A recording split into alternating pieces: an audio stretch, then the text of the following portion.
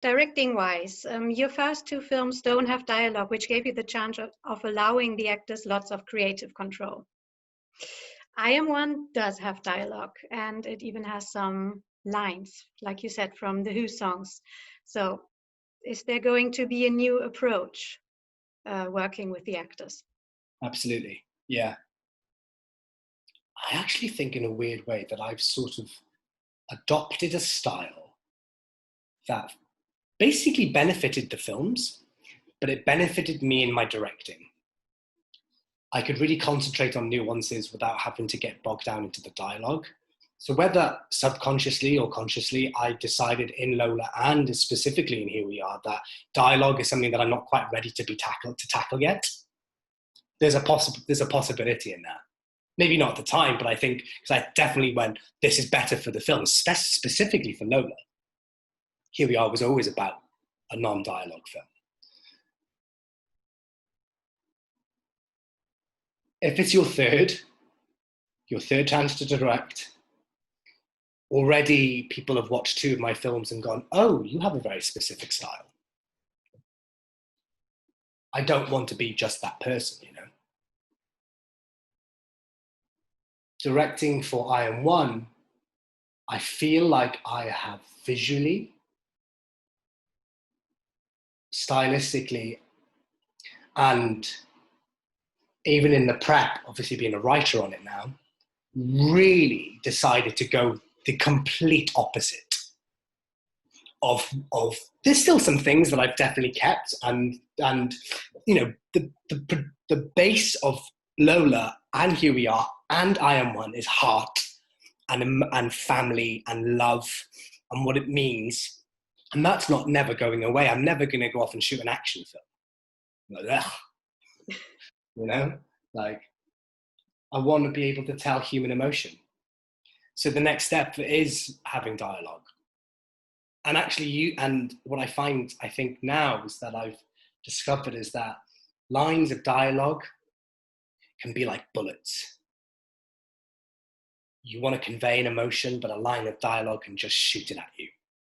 And I feel like that's in I Am One. I feel like hopefully every line is like a bullet from every character. And that's how I'm going to tackle it.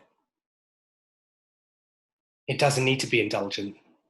My biggest fear with any sort of dialogue heavy thing is that it becomes a bit like, yeah, indulgent. I think the lines of dialogue are going to be sharp and cutthroat.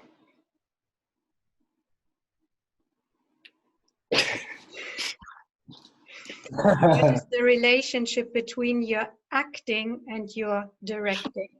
Oh, everything, absolutely everything. I could never be able to have the confidence, the wherewithal, the knowledge of how I approach films without having been an actor, for sure. And I still learn to this day, you know. I did a TV show called The Window, an unbelievably huge show in the same style as Versailles, you know, 3 different production companies, very like a multi-international cast. I was still learning on that, going, God, that's brilliant, I'm going to steal that, you know. So my acting definitely links into my directing. I count myself as an actor's director, and that comes from having actors, directors direct me. I've said in many interviews before that there are, you know, a couple of people off the top of my head that I always talk about because they have a style that benefits actors' performances. So I feel like I'm adopting their style. I feel like I've stolen the style of Declan O'Dwyer and Ed Bazalgette. I've decided that worked for me, so hopefully it'll work for them, you know? And that comes from me being an actor on set with those people, with those directors. It's the same here. I have worked with fantastic actors already, and I'm hopefully about to work with some even brilliant ones. And I feel like I can get in there. It sounds really weird. I feel like I can get in there with them. I feel like I've earned, from being an actor, the right to get in there with them and rehearse those scenes with them. And that's a weird thing, that respect, really, I think it is, isn't it? Respect from your peers, that I would never ask them to do something that I couldn't do myself. I'd never get my actor, I would never ask the actor that's going to play Billy to get in that bathtub fully dressed if I wouldn't do it myself, because I would. So I feel like if I can get in there with them and talk about the script with them, because I have the knowledge that as an actor that I bring to it, then you can. And I think so that comes definitely from being an actor. Obviously, there's also other different things that you've learned from being an actor, you know, camera choices and what works. Every time you see yourself on screen, you're like, oh, that's a nice shot, I'll pinch that. It's all knowledge and all stuff that you steal, you know? Mm-hmm. So this may be your favorite question coming up now. Visually, what are the new challenges that you are excited about? Everything about Iron One is going to be something completely different from the last two films. Consciously, I've made that decision, actually. With Lola, we decided to shoot on film for my first film, which was fucking stupid. Brilliant as a discipline. The film looks absolutely exceptional because we shot on film. It stands out in a film festival circuit. It made me as a director be incredibly disciplined with my craft.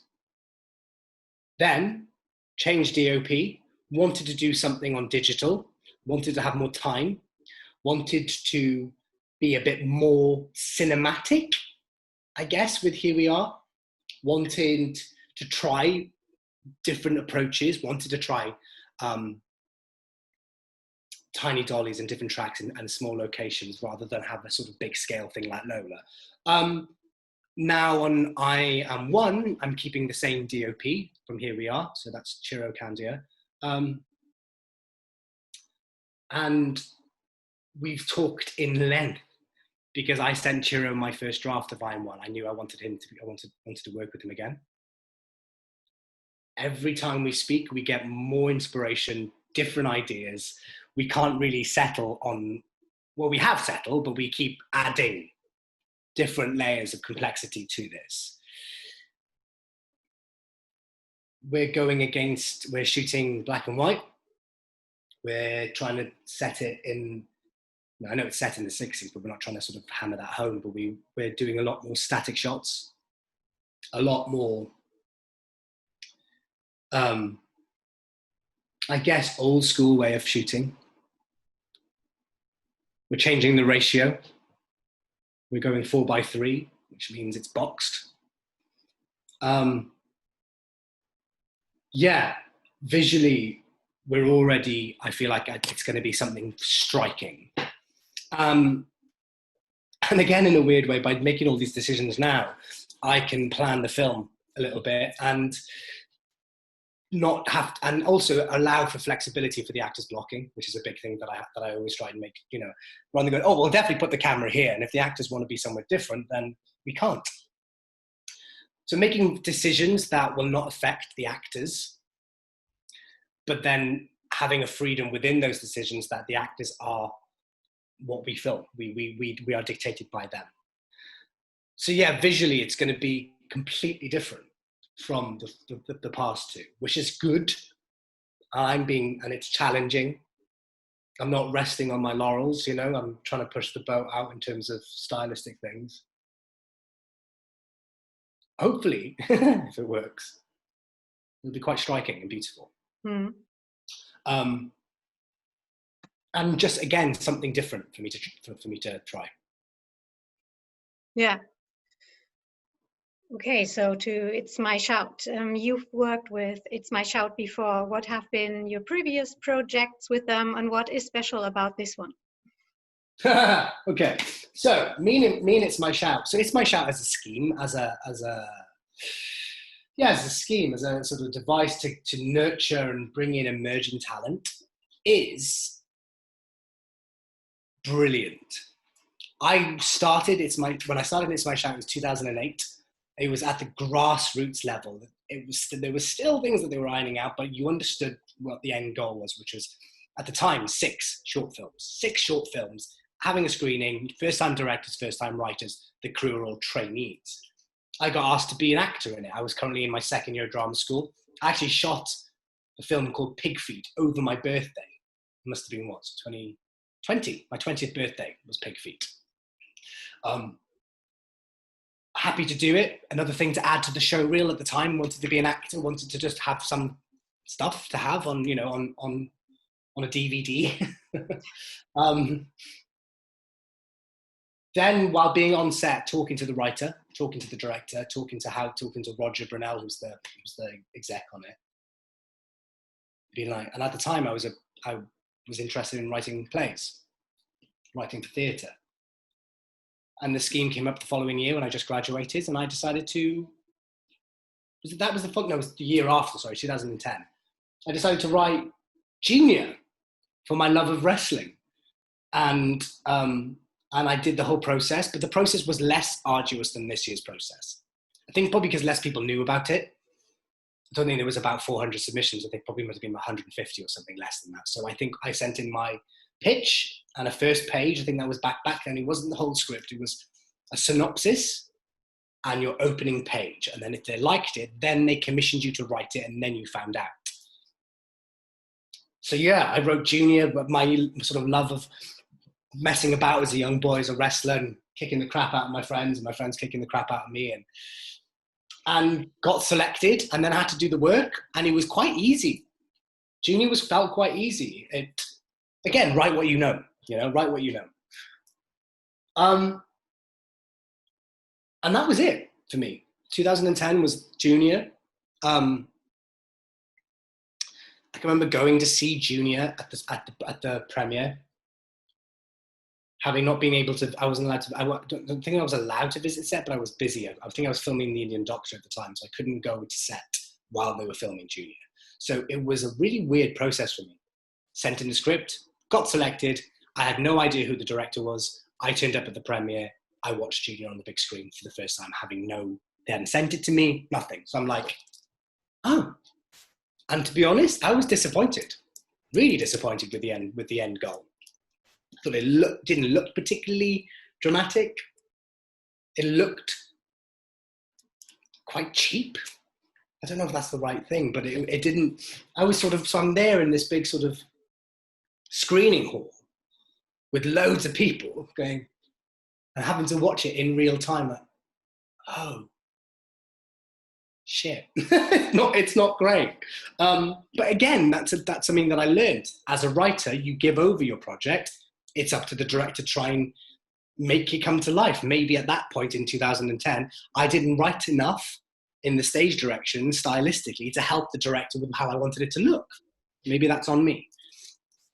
And then that's been it since It's My Shout. And every year since the year I started Romeo and Juliet, so like 2018, 19, 18? During 2018 in Romeo and Juliet, Roger Brunel phoned me and asked if I could come to the premiere, come to the screenings of the films. And I said, I'm currently in York. And he said, do you mind sending a video in to say, sorry, I can't be there. I'm currently on stage as Romeo. And I was like, fine. And that was the opening of me and Roger starting to talk again. He started sending me texts saying, listen, if you've got any ideas. After the success of Lola, he said, could you send me the copy of the film? So I did, a link. And that was the start of a conversation of, oh, you want to direct. You're good. You want to write because you've written for us before. And I was like, if I write, I have to direct. And that was the start of it, really. So once Iron One was done, the first draft, I knew what home it needed to go to. So having the relationship with Roger was great. And it started bubbling up, obviously sent him Lola. But then, so what's great about this one and what's different about this one is that obviously writing and directing. It feels like BBC Wales being involved, which they weren't before, gives It's My Shout a lot more ambition. I feel like it's, when I sent them the first draft of I Am One, the notes that I got back were fantastic because they were like, let's go bigger with this. Originally, the story was just about a boy and a father set in the 60s who was a mod who just wanted his dad to tell him that he loved him.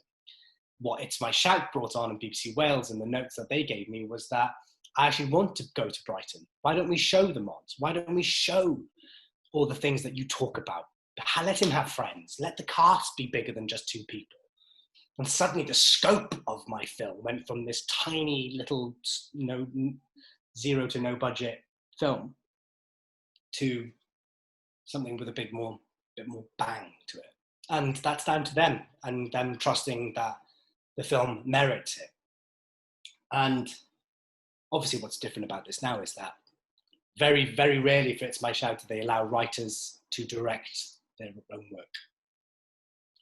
So I think there's been 2 in since its creation that a director has directed writer's directed his own work. So I'm in a small pool